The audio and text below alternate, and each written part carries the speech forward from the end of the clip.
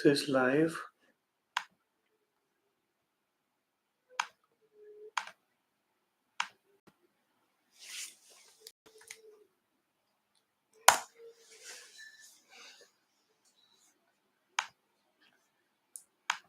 હવે ખાલી અહીંયા જવાનું છે.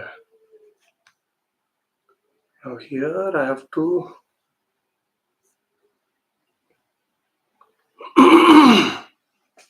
Facebook Live is going to be a challenge. At least Google Meet. Lohana સમાજનું પેજ ઉપર જઈને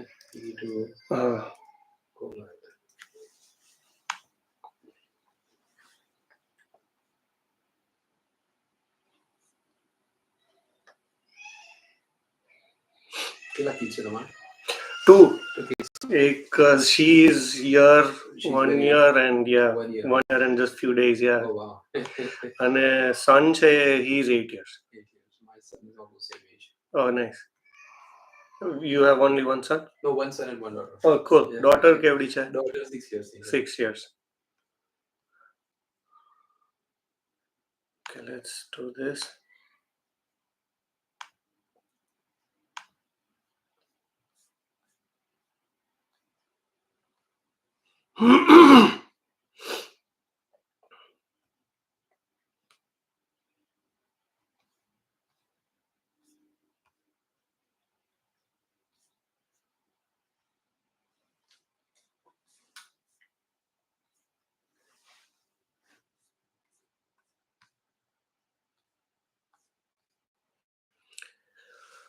How do I?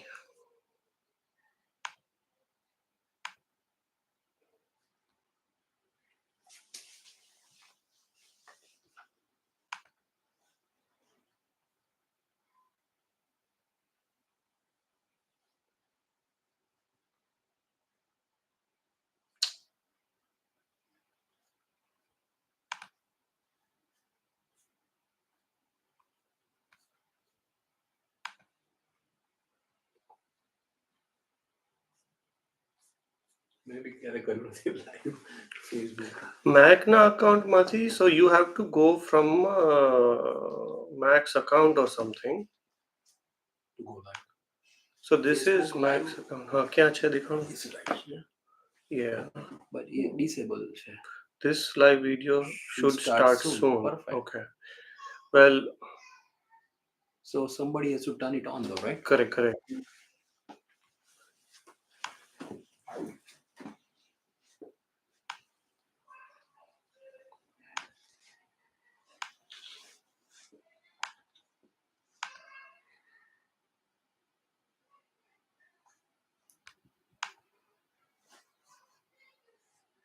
Hello. Hello. Yeah, કીધું. એક મિનિટ થોડું ભાઈ આપજો ને. હા અહીંયા તો સંભળાય, બોલો. ઓકે હવે છે ને તમે પેલામાં આપણે ગૂગલ મીટ પર હું આવી ગયો છું, પણ છે ને એમાં પાર્ટિસિપન્ટ્સમાં હું તમને 09 દેખાય છે, રાઈટ? હા એ તો કોઈ ફોન નંબરથી ડાયલ કર્યું હશે એટલે. ઓકે, એટલે તમે can you not hide participants? I think you can. Let me check.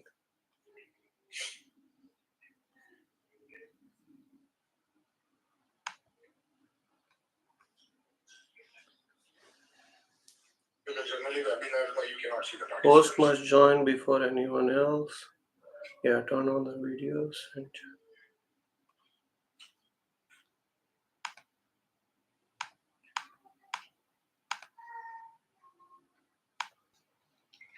okay. Mayur says I can watch from my TV. અચ્છા. From YouTube, is it? Yeah. Okay. You guys are live. Yeah. Okay. Yeah, I don't have that setting here right now. Mane Facebook ma I'm just stuck here, so I'm trying to figure that one out right now. That's okay. Yeah. Correct. Let me figure the Facebook out. Yeah. The only challenge is I don't have Facebook myself, so I don't use Facebook. I think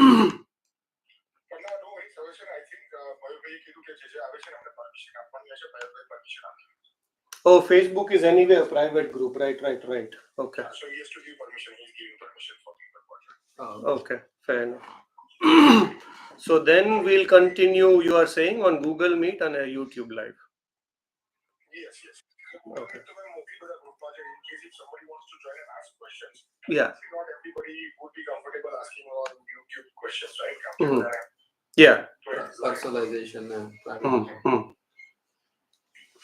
Okay. મેં તમને બી share કરી તમારે પેલા કોઈ ગ્રુપમાં share કરવી પણ હવે Okay. thank you.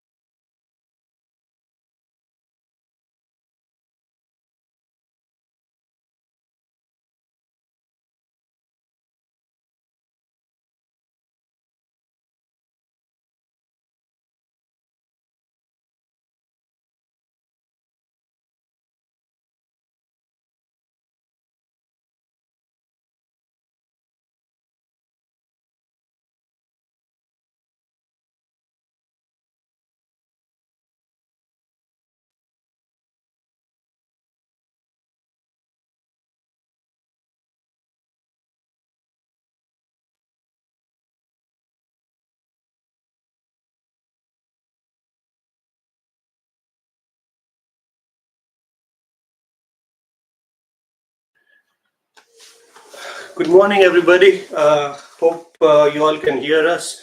My name is Pranav Shingala.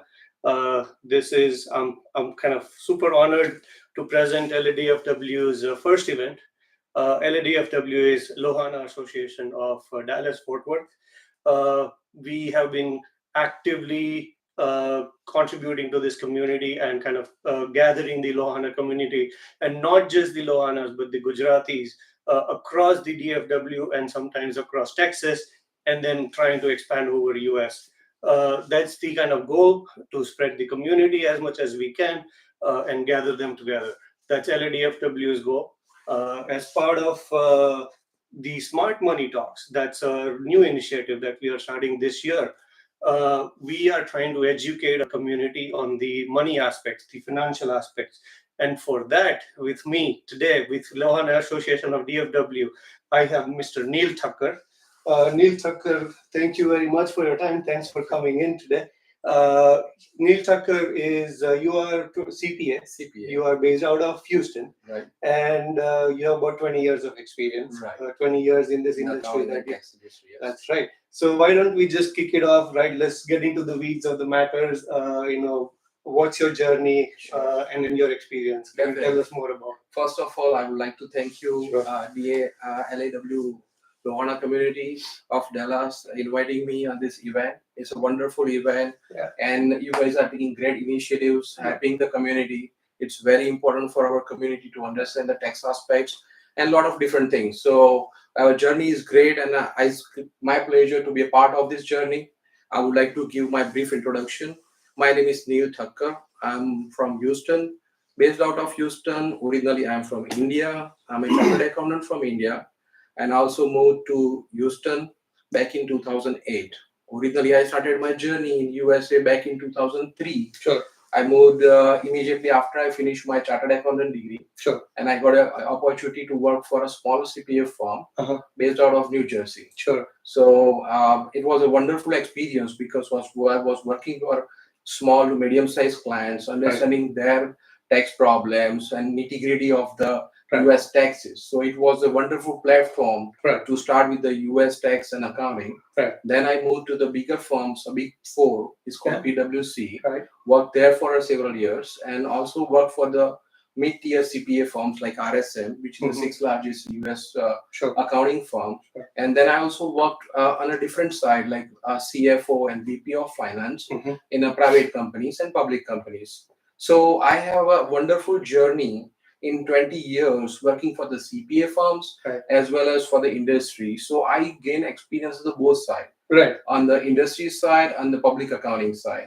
Yeah, the corporate accounting is taken care of, and as well as as a CPA, as a helping CPA. the individuals That's and the correct. businesses. Interesting. Right. And then back in 2019, Mhm. I purchased a CPA firm Uh-huh. and I started my own. And this is in Houston. This is in Houston. Nice. Yes. And so since 2019, you have been the kind of the sole entrepreneur Right. and running your own CPA firm. Right. Interesting. Yes. Nice. Yes. And now you have been helping the community, all the individuals, Right. and the businesses, And the businesses, small and in the- medium-sized businesses. in the right. tax preparation Right. and accounting and bookkeeping and payroll, Yes, yes. everything. We are full service accounting firm. Mhm. We start with the setup of the new company, Sure. the right structure for the company, Sure. because that is very important Yeah. for any business owner to understand what kind of a right structure for them. Sure. Because that's the platform and the fundamental to start with. Right. If that goes wrong, they go into the wrong tax brackets, and Yeah. a lot of taxes they will be ended up paying. Right. So we start with the right structure for the entity, which Sure. is best suitable for the company. Right. And then we start the journey with the accounting, the payroll service, sales tax, tax planning, and the tax preparation service. Great.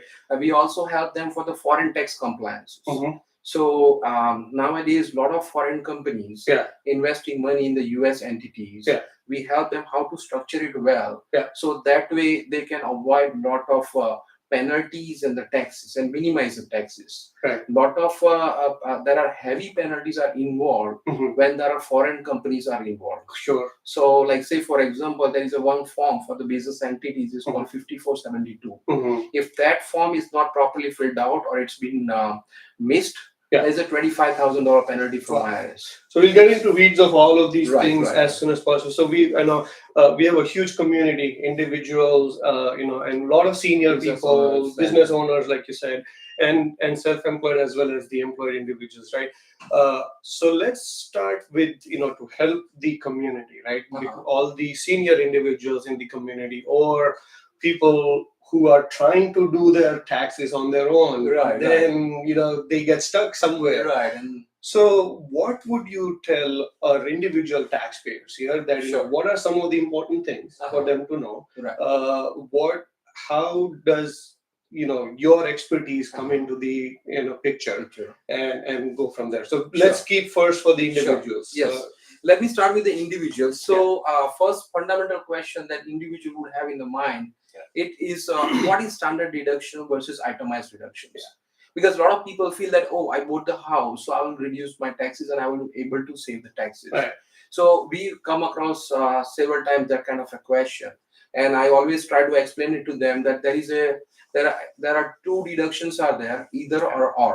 Yeah. Either you can qualify for standard deduction Mhm. or for itemized deduction. Right. So IRS has specified the limit for the standard deduction, and every year they increase this limit based on inflation index. Right. So for 2023 is 27,700, and for 2024 it increased to 29,200. So gradually they are increasing this limit, and we are going to focus more towards merit filing jointly. Sure. There are different categories of taxpayers: merit filing jointly, Separately. separate, head of household, and other. But we focus on that, and basically separate or merit filing separately or single, their tax standard deductions are 50% of merit filing jointly. Basically. Keep it simple. And for the elderly and blind people, there is an additional deduction, standard deduction for 1,500. Now, when we compare a standard deduction with the itemized deduction, the fundamental difference is this is a specific threshold in a standard deduction. However, in itemized deduction, there are a lot of things that can fall into. Say, for example, mortgage interest. Again, it's just a mortgage interest and not the principal. A lot of people feel that this much money I paid towards my house, so it's tax deductible. Right. So it's not that the case. That's right. So it's just a mortgage interest is one of the items in the itemized deductions. Similarly, property taxes paid for the property. So the property taxes also has a cap limit of $10,000. So if it goes more than that, then it limits to $10,000. Then mortgage interest there, charitable contribution are there. So I would like to say that if people start making donations to organization like us, then they will get a benefit of charitable contribution deductions. So what you're saying is that all of these are advantages only if you're itemizing your deduction. Itemizing the deductions. If your itemizing is not exceeding the limits which are specified, which is 27,700, then there is no point itemizing because you are just spending extra time. But government is already giving you 27,700. Take that. So you can take either or. So it has to be clarified that you cannot take the advantage of both. Right. There is a one point that I would like to focus for elderly people. That there is also a medical expenses that elderly people and a lot of people sometimes need to spend. But that has also a cap limit, and it's a little bit tricky. So sometimes people say, I spend like $15,000-$20,000 on my medical bills. I gone through the biggest surgery and I have to spend from my pocket $20,000. I need to save money in the taxes. So there is a specific limit in there. IRS says that any medical expenses which is more than 7.5% of your AGI, beyond that will go into the itemized reduction. So say for example your AGI is 100,000 and 7.5% is $7,500. But if you spend $10,000, for example, then 2,500 would go towards itemized. So it's a like very narrow limit, and that not includes only the medical and doctor fees, but that also includes surgeries. That also includes commute. Say for example, if you commute for your medical purposes, take an Uber, and other sometimes they need to take it out for the all those expenses are included in the medical expenses. So definition is bright. provide include a lot of medical expenses, you have to be careful to understand that, and there is a cap 7.5%. Right. Beyond that, you will be able to take the deductions. Interesting. Thanks for that point. I want to take one quick second here. Thank everybody who has joined here. Appreciate your time joining us, spending this 1 hour with us. I also want to mention that the on YouTube live, our live chat is open. You can drop your questions in there, and we will have some time towards the end where Mr. Thakkar will address all of your questions that you have. We'll try to get all of those questions now, and I think you are going to be available in Dallas today and tomorrow. Right.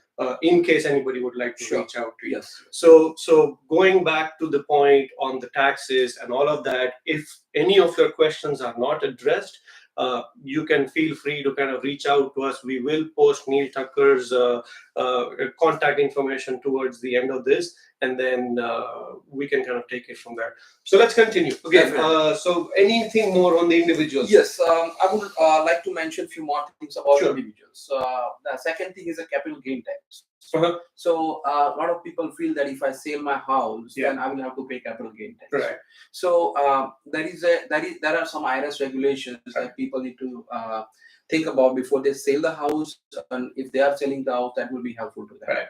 The first criteria is like if you are your own house where you live, and if you are trying to sell that house, primary residence, if you live in that house for 2 years out of 5 years, then up to $500,000 of capital gain it's tax free. There is no tax on that. So in last 5 years, if I have lived in this house for 2 years, minimum 2 years, then I can sell this without any taxes. Right. I can make 500,000 of capital gain, and not pay any taxes. So a lot of people I have seen when they have multiple properties, they ask this question that, Neel, how I can save taxes and investment property when I sell it. So what the structure that we have given to them, that if it's feasible with the family, because moving is not easy. So if it's okay with the family, if they move to that rental property and stay there in rental property for 2 years and then sell it, then that rental property also becomes a personal residence and it becomes tax free. So I have a client, he moved several different places, several different properties, and then he ended up paying no income tax, no capital gains. So and there are some other regulations are also there to save capital gain taxes. Say for example, 1031 exchange. It's very popular in the market. So basically it says that if you sell the property and within a certain time frame, if you buy another, it's a two criteria. Basically, you have to find the property and book the contract, and then close the contract within 6 months. Then you will be able to get an exemptions from this capital gain tax. It's called a 1031 exchange, but it has some more nitty-gritty in there. There are brokers in the market who help finding the property and help them to put the money in escrow and avoid the capital. Now we switched gear a little bit from the primary residence owner selling his primary residence into somebody who is doing real estate as an investment, real estate as flipping the properties, somebody who is buying and selling and trying to rent properties and trying to do 1031 exchanges and trying to be tax efficient. Now there in 1031 is that a good thing to do? What is for high net worth individual is always helpful to defer the taxes as much as possible. Because they always wanted to invest their money into other properties. They constantly looking for new properties. They buy one property, sell one property, buy another property. They're constantly going on. For them, this is a really great advantage. And there is another great advantage is called opportunity zone investment. Qualified opportunity zone. So if you buy the property in a qualified opportunity zone, you will be able to defer the taxes. That's right. So that's another scenario that a lot of investors. This is something right down my business line. I'm an investment advisor personally, and we do a lot of qualified opportunity zone investments. So you don't have to invest in the property itself. You can kind of just invest in a opportunity zone fund. And the good part about that, what I understand, and you are the CPA expert, is you only have to invest the gains part. Capital gain part. In the 1031 exchange, you have to invest capital, Whole the consideration. whole thing. So if Yes. I had 1 million invested and if I make 20% gain, so now I have 1.2 million. Right. In 1031 exchange, I have to take that entire 1.2 And invest into put it into an asset. similar property. But in the opportunity zone, Mm-hmm. I can keep the 1 million. Right. I only have to invest the Capital 200,000, gain. Yeah. only the capital gain part. Right. And then it grows tax free. Right. It goes tax free until you save the Right. or liquidate the fund. Right. Yeah, we do Right. a lot of opportunity Okay, zone great, funds. great. So I was like, that's the reason that it's very beneficial for the high net worth individuals. Of course. So yeah, all the Lohanas and the Gujaratis who are making a lot of money and trying to find ways. I mean, we just talked two major things here already, and Yes. we are only about 15 minutes in. So more to come. Yes. Let's keep going. And we will continue a little bit more on the capital gain tax side. Sure. So again, there is a 0% capital gain, 15%, and max is a 20% capital gain. Correct. It's a long-term capital gain, and basically 0% is still there for capital gain up to 89,250 for the merit filing jointly. Okay. So even if you sell the rental property or investment property and you were not able to do 1031 exchange opportunity zone, Right. you still, if your income is below threshold, then you can, and capital gain is also below threshold, then you can still avoid capital gain tax on the sale of your So you property. don't really have to do any other investments because Sometimes, you are yeah, below the Below threshold. threshold, then you will be Just declare. just last week I had one client that he only thing he does is investing into the rental properties. Okay. That's his full-time business. Correct. And now market is good, so he's trying to sell the one property every year. Nice. But this is his full-time business, so he was able to avoid the capital gain tax by just selling one property every year. Sure. Because he was falling below the threshold limit. Below the threshold. So that is another advantage that people can take when they sell the So property. these are all IRC allowed, regulations, and you are well within the framework. Right. Even if you do it every year, you Yeah. flip a property, Flip a property. you make 80,000 to 90,000 gain, Right. and you don't Still pay not anything paying tax, because capital gain tax. that's the IRS allows that. Right. Okay. It has it was a flat rate before, but Sure. last several years they have started with the zero capital gain tax Sure. until some 89,250 threshold. Sure. For So land filing. 0% is 89,000. 89,000. What's the next? Next is 15%, 15%. up to 553k capital gain. $553,000. $500,000. Oh, so that's still good good. enough. Yeah, that's still good. Yeah. And the max is 20%. So after that, it would go to the 20% tax bracket. So if I'm paying as a household, married filing jointly, Mhm. my joint income is let's say $500,000 or something, then I'm paying 30% on the regular income. Right. But if I get $500,000 on the capital gains, I'm only paying 15%. That's correct. Okay. Yeah, that's the benefit of putting the money in the capital gain versus in the regular income. Right. But this is again a long-term capital gain. Correct. If it falls into the short-term capital gain, then it would go into What's the definition? I mean, I know, but Yes, for the yes, audience, yes, of course. long-term, short-term. Long-term, short-term is anything, any investment that you hold for more than 12 months. Sure. It goes to the long-term, Understood. and anything below 12 months is considered the short-term. Right. So, Because anybody, I mean, we are into the stock market, public Yeah. market. So Yes. now we get into a lot of the short-term capital gains. right, short-term capital stocks save off. But Yeah. real estate generally goes into the long term because Long-term. most of the time You keep the property to- for a longer period. correct, you tend to Right. at least hold the property for Right. 1 year. I mean, unless you are literally like a fixer upper Right. and 2-3 months. And a lot of investors are there. They also quick flipping the properties. We have clients that they flip the property. They buy the property, distressed property, fix it, and sell it within 6 months. So Understood. that Now way, Now, in that case, the short-term capital gains is taxed at at the normal ordinary. ordinary Income income tax rate, whatever the tax rate you fall into, So- that you would be taxed. So it's not really short-term capital gain is not really a capital gain. It's just a normal income tax. Okay. And I also want to point out here what is a tax bracket versus what is the effective tax rate. Right. A lot of people feel that because my income is, say, for example, 250k, Right. so I am paying 25%. But in reality, it's not. Right. Because when you get a 250k income, Right. you have other deductions that will be subtracted.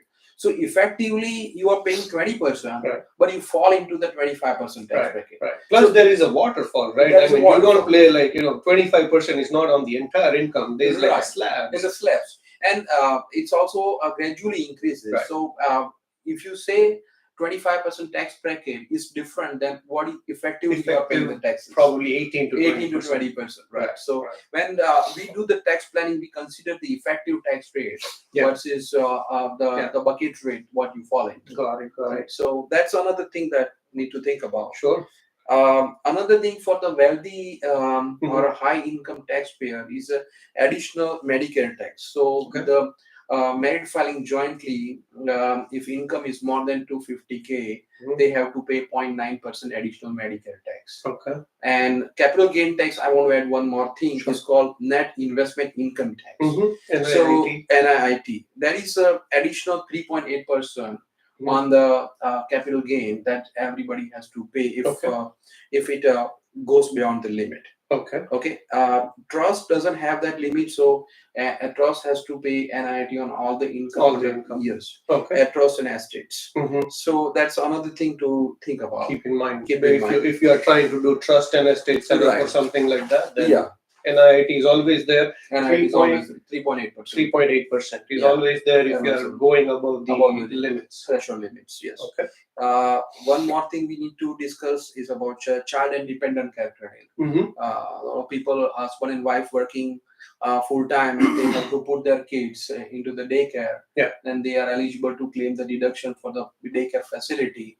But that has also a cap limit, say $3,000 per child, and at the most $6,000.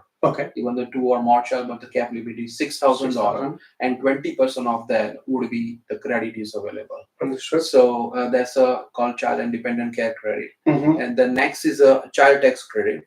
During coronavirus time, we had a higher child tax credit, and people really liked it.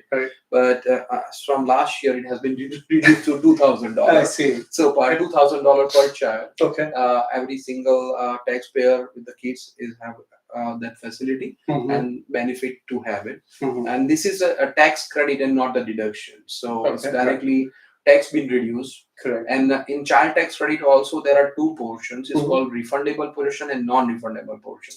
Some taxpayer, if they do not owe taxes, still government give money back under the child tax credit. Some of the credits are not refundable. Some of the credits are refundable. So child tax credit is one of them. On income tax credit is one of them, which is refundable. But child tax credit also has a threshold to keep in mind is 400,000. 400,000. Beyond that income, you do not you don't get the child tax credit. Right. And similarly, there is on income credit is also available for low taxpayers, low income taxpayers. With the one child, it's a $53,150 tax limit. So they also get the on income tax credit if that taxable income falls into the $53,000 limit.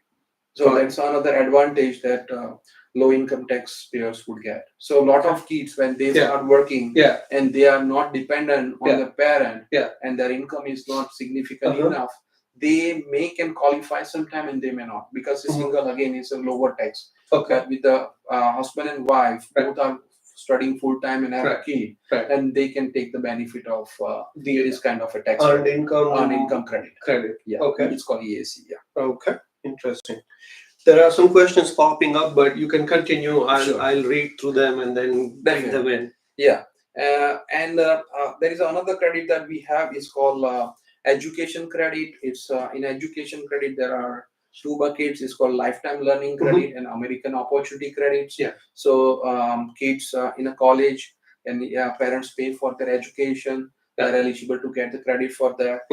Lifetime learning credit limit is $2,000 and American opportunity credit is $2,500. So up to $10,000 of qualified expenses, 20% of that would be eligible for the lifetime learning credit. So people like us want to go back and develop their skills, Right. we can still get a credit for that, whatever we spend on the eligible educational financial institutions. Nice. Right. But like if somebody take a private class, Right. then it Yeah, won't that's not considered part as of a that. Okay. part of the lifetime learning credit. Okay. So And that how would much be- was that again? is a 20% of 20% first would be- $10,000 Okay. that you spend. Okay. As a max is to 20% of $10,000. So maximum is $2,000. Okay. Well, American Opportunity Credit is more for the kids in the college, so Right. it's a $2,500 Sure. compared to $2,000 for lifetime learning credit. So there is another line item they have added is called educator expense reduction. That's above the line deductions, and it's a smaller limit, but like a lot of teachers and tutors, they spend money while they doing their classes and stuff. Correct. And they can claim the educator expenses as above the line deduction. Understood. So that's another thing that need to think about. Sure. And simultaneously, along with the fees credit, the education credit, there is also a credit for the student loan interest. So if somebody has parents have taken a loan for their kid to pay for the school fees, then there is also a credit available for that. It's a $2,500 of the interest paid on educational loans. Sure. All right. One more thing I want to focus on is a health saving account. So HSAs. Interesting. I like that topic. Yes. Okay, great. So HSA is tax deferred until it's distributed. Yeah. And HSA is also after distribution is also tax free if it's money spent used for the medical medical purposes. expenses. So a lot of time when people preparing the tax return by themselves, and they wouldn't able to differentiate that, and they come to us and say that I'm having this much of the taxes, and then they ask us to prepare the taxes. Correct, and that's when they find that the difference. Right, HSA portion, they that in that TurboTax or other tax. It's not really easy. Right, so they put that as a taxable income. Right. And when we help them to understand that if it's really money spent on the medical expenses, then it's a tax-free money. Tax-free money. Right. So even the growth, I hear that in the HSA, you can put that in, invest in the market, and it grows tax-free. Right, until it's distributed. Correct. Right. So, and as long as you distribute it for medical expenses, you don't pay any taxes. Yeah. So, but the contribution limit is there. So for marriage filing jointly, it's a 7,000 for family. It's 7,750 per family per household per year. Per year. Okay. Right. So husband and wife together can only contribute 7,750. Yeah, 7,750. Right. So beyond that, it will be taxable. Sure. So you have. Well, that's enough. I mean, 7,700 of an savings. Right. You put it aside. And the future is uncertain, right? I would say there are two things is certain in the life. Right.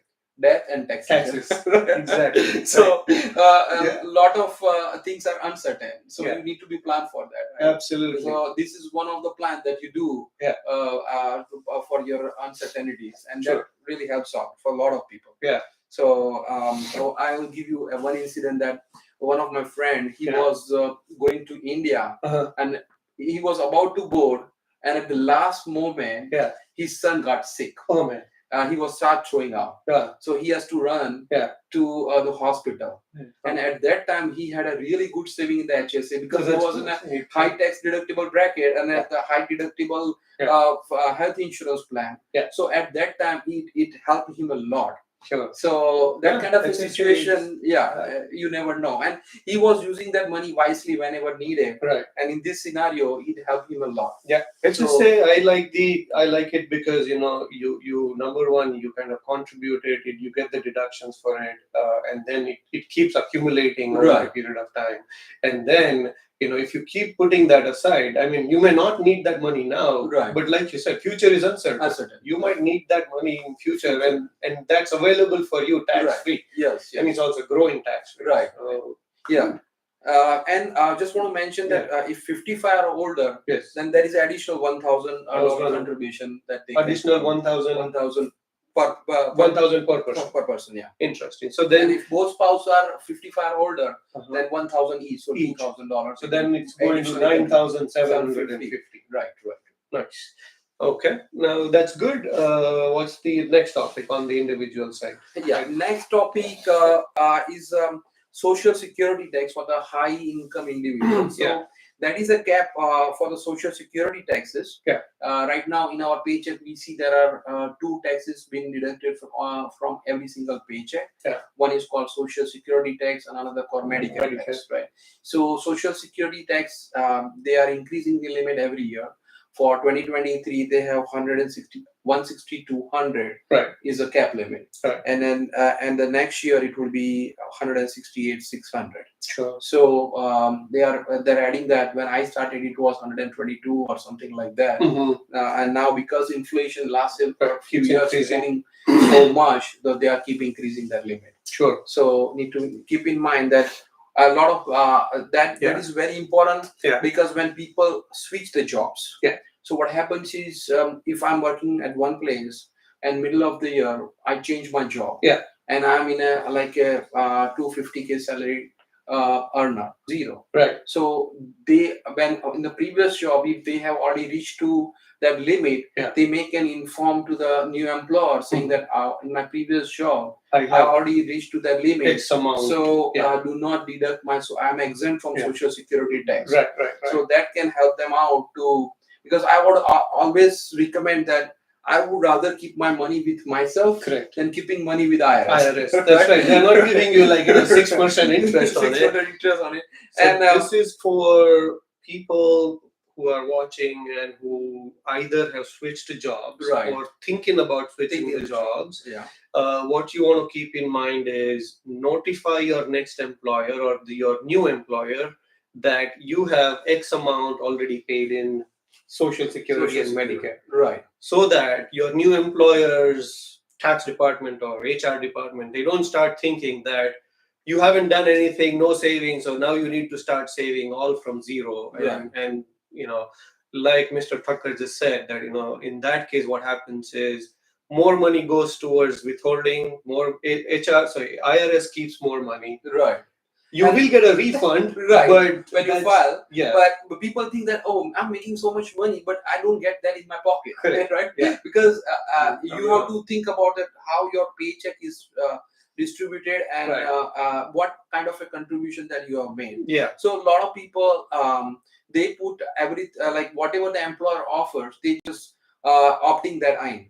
Say for example, long-term care premium and this premium and term life insurance and stuff like that. A lot of time, if you are not planning to stay with the same employer for a longer period of time, I would not recommend to take all those options that our employer is offering. Sure. Because that's once you leave the job, it's gone. Yeah. And you lose money. Right. So might as well take some money, keep it in your pocket. Right. If you want to have a term life insurance, get your own term life insurance. Instead of, so that you can continue that service even after the employment. Right. Yeah. And there are a lot of other investment options are there. Say for example, IRA contribution. Right. So for example, if you are not able to contribute to your 401k plan, then you still have an option to contribute into the IRA plan. 6,500 is a 2023 limit, right? And next year is 7,500. Right. So there are some other options are there, right? That you can think about. Instead of putting money over there, you can keep money for yourself and invest into the other retirement plans that can help you out. Sure. Again, there is another point in IRA is, say for example, husband and wife both are working, and a husband is just covered in the 401k plan, and wife doesn't have a 401k plan, then she can contribute to the IRA plan, right? And then they can get the tax deferred benefits. Yeah. So there are some thresholds out there, but at least benefit is there. Correct. So why don't you think about it? Those. Yeah. So if you're planning to save taxes, those are the advantages that IRS is offering. Sure. And there are other options. People think about Roth IRA and traditional IRA. Right. Both are there. Right. Roth IRA doesn't have any tax benefit immediately, right, but it has a future tax advantage. Right. Money grows tax free. Tax free. Right. When you retire. So it depends on an individual to individual. The way I think of IRA is traditional IRA is tax me later bucket. Right. It's called tax deferred. That's why it's called tax deferred. Because it's tax deferred. Right. And the way I think of Roth IRA is tax me today. Right. But then don't tax me ever. Right. it grows tax free. Right. So, what you're doing in traditional IRA is you're putting pre-tax money, Right. and whatever growth is, you pay tax when you withdraw. Right. And in the Roth, you pay post-tax money, you contribute post-tax money, and then all the growth is yours for free. Yeah, and so as I said, it depends on the individual to individual Correct. situation. What works better? What works better for me? So, for example, some people right now in a young generation, Correct. they are making really good High money, income. high income. Then Then they want traditional to have is traditional is more advantageous Correct. for them, Right. because they feel like after retirement they will not have too much income. They Right. wanted to live the peaceful life, Right. and they would have just a retirement income. Right. And maybe for them it's a good solution to have a traditional. Absolutely. Some people, they feel no, my even after retirement I have a lot of passive income, Right. and I'll still be in a higher tax bracket compared to what I have right now. Right. Then maybe Roth IRA would be advantageous for them. Absolutely. Yeah. So there are different options Ways to figure out that what works for individual you. situation, right? Sure. So I'm looking at the questions feed. I'm pretty sure you might have this coming up, but I see some questions pop up for gifts. yes. So we can wait. We can get to it whenever. But if Yeah. that's- The next topic is for there the you gifts. go. Yeah. Perfect. Awesome. So anybody any person can give to the other person. Yeah. But it's the limit is $17,000 per person. Okay. So if I give to you $17,000, Right. maybe I can give to your wife $17,000. Sure. So threshold applies to each individual person, To the person, not who to is the faithful. family. Sure. So that way, a lot of time it happens that people say that like, oh, my father gave me this much money. Is it going to be taxable? Right. Then we need to look at the How much gift it is. thresholds, and then we can find out. Okay. Similarly, a lot of people inherit a property Right. from back in India or other countries. Then also there is a when they inherit the property, there is no tax on that. Sure. But when they sell the property, Right. then the tax consequences arises. And then the Right. complications of cost basis Cost and basis and all of that will comes into the Right. picture. Sure. So that really helps to keep the good documentation. Right, That right. when you inherited the property, what was the market value at the time At of the time. inheritance? The fair market Value at the that time, time. Yeah. at that time, Yeah. and versus what when you are selling it. Right. So being a US resident and a US green card holder or citizen, Right. you are responsible to pay income tax on the worldwide income In US. US, right. Right. So US is different than other countries. Other Yeah. countries say that if you earn the income in my country, you pay tax in my country. That's right. But US, Wherever you are, you got to pay tax here.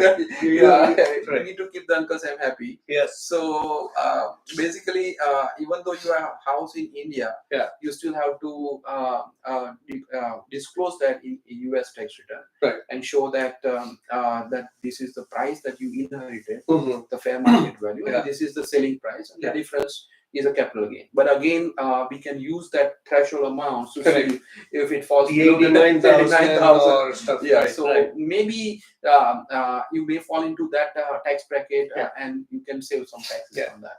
So that was another point. And estate is also there. So estate tax exclusion, they are also keep increasing the limit. Yeah. So right now, there is no estate taxes up to $12.9 million. 12.9 million. Estate Okay. value. Sure. All right. And another. So the estate tax is when I have kind of given, or when I pass on and my kids inherit everything, Mhm. and if that value is to the extent of 12.9 million, they pay no taxes. No pay taxes. But if my net worth or my assets are 20 million, Right. then they will pay taxes on the The difference. eight or whatever, Right. 7 point. Yeah. Then there are other things that we can plan and structure, like interest, and a lot of things need to plan Right. in advance when there are wealthy individuals are there. Right. Such a Move large- the assets into to the trust trust, and then put kids as the Kids are beneficiaries beneficiaries and of stuff that, like right, that. right. Understood. And some people do the trust when they are alive. Yeah. But some people, they do not move the assets to the trust until they are alive, I see. because trust is in the higher tax bracket. Right. So once you put it as your income generating assets into that trust, then you would have to pay tax at the trust level or the beneficiary level, Right. which is a different topic. But Right. that also gets. So I want to go back arise to tax those consequences. gift thing that there is a question that I want to take. What is the gift amount limit? How much I can give in the gift and there is no tax, which form I need to fill for that? Yeah, so up to $17,000, there is a no form need to fill out. Yeah. And Up to 17,000 per 17,000 person. per person. Per person, yeah. So me as a father or somebody as a grandfather or a Right. grandparent can give it to grandkids, to their kids or whatever. Whatever. One person, 17,000. $17,000. No form forms required. Okay. Yeah. And they don't have to fill either. Nothing. No. Up till 7. Yeah. You just Okay. need to put a declaration, like an internal document, Sure. to keep in record saying that this is the money that Mhm. been received as a gift Yeah. from this person to Sure. this person. So Okay. that documentation is sufficient enough. Okay. Can gift be used as a tax planning tool? Gift can be used for the How? tax planning tool because the thing is, some people, like say for example, today you need money to invest somewhere, Right. and you don't have enough working capital. Sure. So you can use That $17,000 money for tax free. tax free Right. to invest somewhere and make money out. Understood. Right. Okay. Yeah. So and it's non-refundable. So sometimes it happens that you need the money, Yeah. but you don't know the situation when you were able to refund. Sometimes people take a loan, or sometimes Right. people take a gift. Right. So gift can be used to help them out to Okay. invest somewhere. You know? All right. I'm reading through some more questions, but what I'm understanding right now is what we need to keep in mind is if I need to gift anyone, 17,000 is the limit per person. Mhm. I can give. So if I have 3 individuals, I can give each one of Right. them 17, 17, 17. Right. Nobody needs to kind of pay any Right. taxes on No. it, worry about it. All you need to do is a little bit of a declaration that's out there, Right. and that's about it. That's about it. Okay. Yes. All right. Let me ask you this: if it is more than 17,000, is it taxed? The remaining portion is taxed at ordinary income? Or? No, it's still there is a higher limit for the lifetime gift. Okay. So there is a limit for the lifetime gift. Yeah. So there is a form need to be filled out Okay. if it's more than 17,000. Okay. But the lifetime gift is just, I don't remember exactly, the threshold is around 1.2 million or something. Okay. So until that extent, Okay. you still do not pay the capital gift taxes. I see. But there is a lifetime limit per person is there. So now I can give X amount to my, let's say, daughter or a son. Let's say if I gave 20,000, I can put 17 towards this year, remaining towards the lifetime. Right. The lifetime keeps accumulating until that threshold reaches. Yeah. and you keep filling that Keep form filling the every form out. year. Right. And And- when disclosing that this is the lifetime gift you accumulating. Right. Right. And that on that income you will only pay tax when you have crossed The threshold limit. threshold. Right. Okay, interesting. All right, good to know. There's a question, if we can go back to the short-term gain, long-term gain thing. Can you offset the losses from stock market gains? So that's like, can my client and your client talk to each other, kind of a thing, right? So can you offset the losses from the stock market gains, the capital gains from the selling of the house or any other capital gain? Right. How do you capital gain again always offset against the capital gain? Right. Or capital losses. Yeah. But if you don't have enough capital gain, then there is a capital loss deduction limit is $3,000. Right. But it doesn't mean that it expired. Right. It carry forward. But if you don't have enough capital gain to offset against, and you have only capital losses, then it will carry forward. And in 1 year, you can take a deduction of $3,000. Got it. One quick, I'm taking some questions in between because we are on the topic and we have about, I want to be cognizant, we have about 17 minutes left. Oh, okay. So, yeah, so exactly. So we'll take this one quick question on the individual thing on the gift part. That, is there a limit on how many people you can give gifts? No, there's no such limit. You can gift as many people you want. As many. Yeah. Okay. The only limit is per person. Per person, 17. Okay. Right. Interesting. I know we still have to go through the business part. Right. We still have the little bit of F bar that we want to cover. So let's start kind of breezing through, and then probably last 5 minutes we'll take questions again. Sure. I wanted to focus a little bit more on hot topics for the business side. Right now, there are really two hot topics going on from the IRS perspective on the business side. One is called beneficial of ownership interest. So, in order to be transparent about the company ownership, IRS decided to go out for a disclosure form. It's not a tax consequences, but it's just a disclosure form that that was published effective January 1st, 2024. Mhm. So any company registered after January 1st, 2024, Mhm. they have to disclose the beneficial ownership interest of the company within 3 months, Okay. 90 days time period. Mhm. So what is considered as a beneficial ownership? Yeah. Beneficial ownership interest is called like not directly the shareholder, but indirectly if you are influencing the control of the company, Mhm. then also you consider as a beneficial owner. Okay. And any shareholder with at least 25% of shareholding, that would be considered as a beneficial owner. Mhm. So that disclosure is very compulsory, and non-disclosing of that fact has a hefty penalty. Is a $500 per day, and with non-willful disclosure. And if it's a willfully avoided, then it's a $10,000 and also the jail. Mhm. So very important thing to consider, Sure. the disclosure of this beneficial of ownership interest. That is started from effective January 1, 2024. For the new companies that registered in 2024, they have to disclose that within 3 months. For the companies that is in existence before 2024, they have until January 1st, 2025 to disclose that. And it's not a disclosure to IRS. There is a FinCan, that's a treasury that handles this form specifically. So basically, it has to be transparent, and that's why they have published this Mhm. requirement. Mhm. So there is a separate site for there are advisors there, and there are separate site that you can go and submit this information. Mhm. So Okay. and that I would also like to focus that which company fall into that Mhm. is not just the domestic companies, also foreign company, domestic companies, all kind of Sure. companies, Mhm. LLC, corporations, Mhm.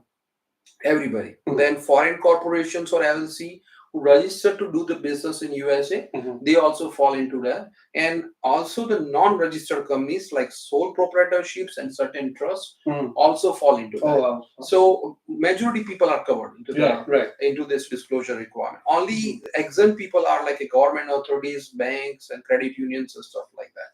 So this is a new requirement. This is a that new is requirement. starting Effective January 1st, 2024. This year. This year, yes. So 2023 tax filing, this does not apply, or it still applies. For the company in existence in 2023, Mhm. they still have to file the form, Understood. but they have a more time to Mhm. do this disclosure form. Sure. They have until January 1st, 2025. Okay. But the new company registered after January 1st, 2024, they have to file it within 3 months. 3 months. Within That's 3 it. months, 90 days, yes. Okay. Alright. And if they don't file that, then there is a $500 per day penalty. Oh wow. That's it's a huge penalty, Wow. and it goes up to $10,000. Wow. So Okay. need to be careful about that. Penalties are huge on this. Yes. Disclosure. Okay. Yes, and it's a disclosure of information, Mhm. and just need to remember that if the company is having a foreign owner, you still need to disclose that.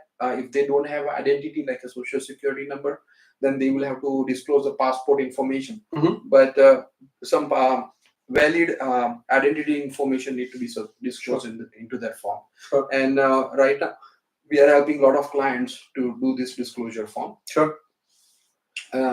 Yeah, and then maybe another hot topic that I wanted to cover is the research and development tax credit. Correct. It's for the small business owners, and is really very hot in the market. Plus, lot of business owners doesn't have enough knowledge Mhm. about this credit that is been there from IRS. Mhm. We recently worked on the ERC credit. It's Right. very similar to that. Is a R&D tax credit. Mhm. So R&D tax credit is but a lot of people think we don't do any research and development, so we are not eligible for that. But it's not like just specifically is a research and development. IRS has increased their definition of research and development, and even a lot of software development companies fall into this R&D tax credit. We have a lot of IT consulting companies. They do a lot of software development, and it's not just a new development. Right. Even improvement in the existing product, Right. improvement into the process and procedures, and also being eligible for the research and development credit. Understood. So like say for example, if a small company, a mid-sized company with a revenue less than $5 million, they can get the $250,000 tax credit for Mm. each year, and it goes back to 3 years back forward. Right now we can still apply for 2020 and 2021 and 2022. I see. So it's not just a 1 year and prospectively. Yeah. It go retroactively as well. So it's a really great advantage for a lot of companies, Yeah. and it's not necessarily that you have to hire engineers and scientists to claim the credit. Mhm. A lot of other things that also fall into the research and development credit, and Mhm. it's a really good benefit for product development company, software development company, Right. that they can take the advantage of that. Sure. So Yeah. we would like to focus on that, and we are helping clients to take the credit of that. Yeah. We also need to amend the tax returns for the prior years, Yeah. and get the credit back. Mhm. So that's another advantage that I would like to mention in our discussion. Right. So people will So think anybody about. who is in like running a tech startup or Yes, thinking startup about companies. that, Right. any money that you spend as part of the research or let's say market research Right. or any sort of setting up the process Process and product development and stuff like that, Right. that can help them. all of that to can go- those expenses can become It's a very wide definition of research and development. Right. So every case by case is different, but Mhm. because it's such a wide definition, Yeah. a lot of companies feel that they don't eligible into that. Yeah. But they may be in fact eligible. right. So until they think about it and Yeah. contact advisors or expert on that, they might not know that they really fall into the eligibility or not. Understood. So I would really recommend to contact the tax advisor or tax expert Yeah. to help them out to find out whether they are eligible or not. Sure. Just don't take the decision by yourself with Yeah. using just the word R&D. Yeah. No, exactly. We still have about 9 minutes left. Are there any topics that are still on top of your mind that you would like to I would like to mention one last topic Sure. before I finish. It's called an F-bar form. Right. And today we just want to focus on those things that is really tricky For our and very community, important yeah. and for our community, Right. because we are sitting in USA and we are having investments or foreign financial bank accounts. Correct. Has those situations and we do not know. Right. And by the time we know, it's too late. Absolutely. Right. So we really want to help our community to understand those points. Yeah. So another point that I would like to mention is called F-bar form. Sure. F-bar form is like a disclosure form. It's not a taxes, but it's very important to disclose about your foreign financial assets. Mhm. Foreign financial assets is one of them is a bank Mhm.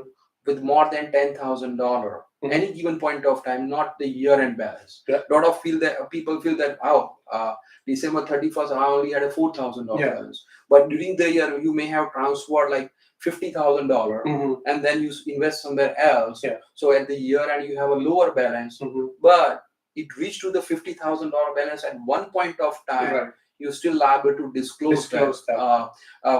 financial assets As part of the as F-bar. F-bar filing. Okay.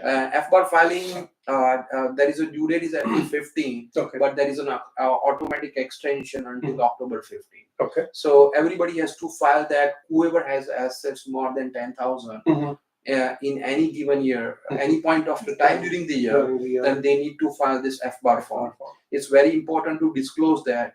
Nothing to worry about, Mhm. but it's very important to disclose it because non-disclosure has a lot of penalty. Correct. Even 50% of the account balance is a penalty. Yeah. So if you had at one point of time $50,000 balance in that account and you did not disclose, IRS can take away $25,000. Wow. So because it's not disclosed. Yeah. So need to be very careful in disclosing that information. Mhm. And it's not just a foreign bank account, and it's not just a one bank account. Yeah. If you combine 3 accounts and with the combination of 3 accounts, it reaches to 10,000. Yeah. You have to disclose all 3. Sure.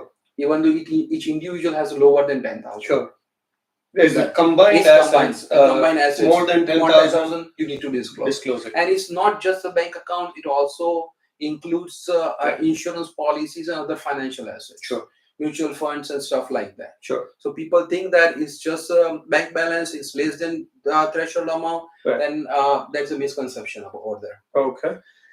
Okay, interesting. So F-bar simplified version for me is if I have anything outside of US more than $10,000 in value at any given point in time in the year, Right. better to just disclose it. Disclose it. Right. Just put it a cumulative or single account, whatever the answer it is, just but put it in there. disclosure. Yeah. Because non-disclosure has more Consequences and higher penalties than just disclosing. correct. Just Right. disclosure, you Yeah. may not pay any taxes. Right. You know, Yes. all they want to Because know all this money is tax paid, right? When we Correct. transfer the money is from post-tax. US to India, we already paid the taxes. Right. So there is no tax consequences. But disclosure is important. Correct. You know? Right. And that is also helpful in the future. I just want to mention last thing, which Yes. is very important. Yeah. Because when you want to bring money back from India to US, Yeah. at that time, if you haven't disclosed that property, then you put the money into the US bank account, and if it's a large money, Yeah. then you make a question. You are going to have questions. Right. All right. So we are at the last 5-minute mark. I mean, I want to kind of go back to this point that Mr. Thakkar, Neel Thakkar was mentioning. In real estate, they say that, you know, it's always the key point is about location. That's true. Yeah. In our business, in the CPA or even in the investment advisory, the 3 words are disclosure. Yes. Disclose as much as you can. Right. Stay out of trouble. Right. And if you don't know that how to stay out of trouble, that's when you kind of reach out to somebody like Neel Thakkar, or if you have your own CPA. But you know, when you are trying to navigate this tax system on your own, it's tricky, and try to use experts. So before we jump into the questions and answers, do you want to tell them how to contact you so that, you know, Sure. your contact information? Yes. You have. We have an office in Houston, not part of the Houston. We have a phone number 832-798-4099. That's my cell number. And I would like to mention that is a difference between you had one question Right. before that, how you differentiate yourself with from others, right? Yes. That is a key point that I want to mention, that I'm available for my clients. Any point of time they contact me, I call them within a couple hours. Sure. And try to reply them, even though no matter how busy I am, even though it's a tax season going on, because I feel that sometimes client has just one question, and if I don't answer them, they may get stuck somewhere. Yeah. And they will not be able to move forward. A lot of time happens that client sitting at the bank, and they had bank ask them one question, and they are calling me to find that answer, and if I don't answer, they won't be able to.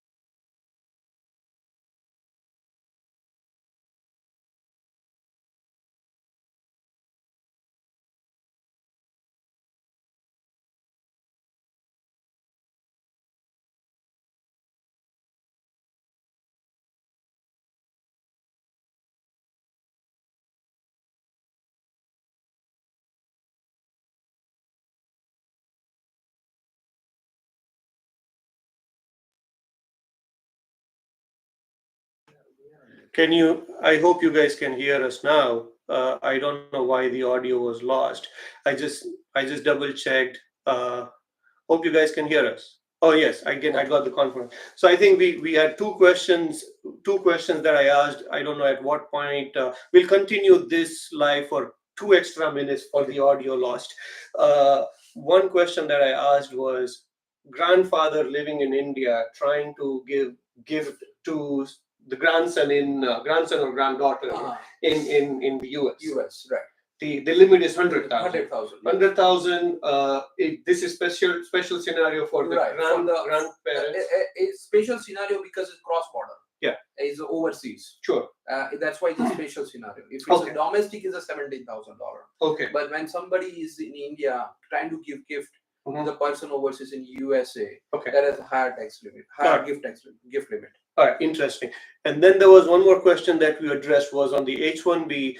H-1B is a regular taxpayer. You can do all the regular IRC code applies to you. It's considered as a H-1B holder also considered as a resident. Correct. For tax purposes, resident definition is different than for immigration purposes. Right. So H-1B holder is still considered as a resident. Yeah. And that regulation applies to all residents of.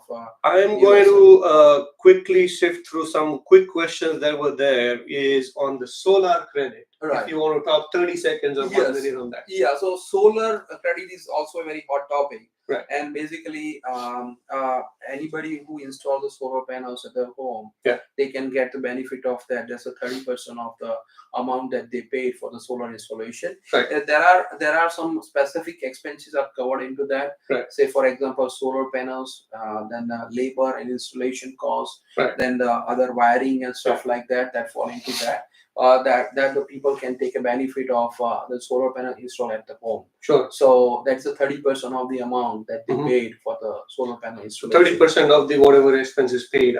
Say, for example, they spend $10,000 and they get a $3,000.